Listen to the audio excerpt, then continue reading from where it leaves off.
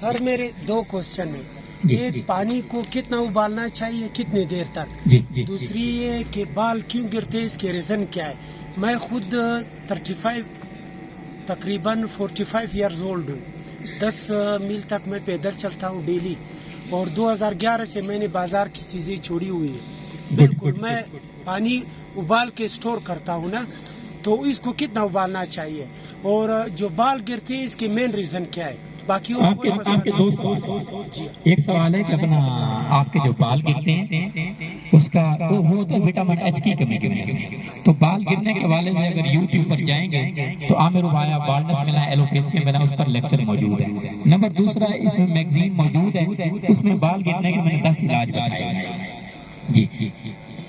دوسرا بات جو پانی کتنا ابالنا چاہیے, تو پانی آپ ابال پانی ہمیشہ جب بھی پیئیں کھانا کھانے کے دوران کبھی پانی نہ پیئیں, کیونکہ حضور صلی اللہ علیہ وسلم ایک یہ بھی بات نہار میں آج کل جو فیشن بنا ہوا ہے نا کہ نہار میں پانی پیئیں, نہار میں پانی پیئیں وہ جن کو ڈاکٹر ریکمینڈ کرتے ہیں.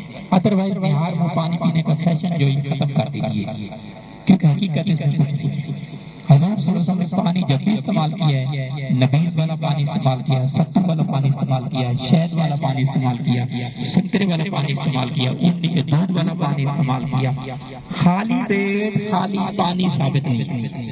حدیث بھی ہے حضور صلی اللہ علیہ وسلم فرماتے ہیں قال رسول اللہ صلی اللہ علیہ وسلم من قصر ذاک استخف بحقه ومن شرب الماء على الريق انتكست قوته.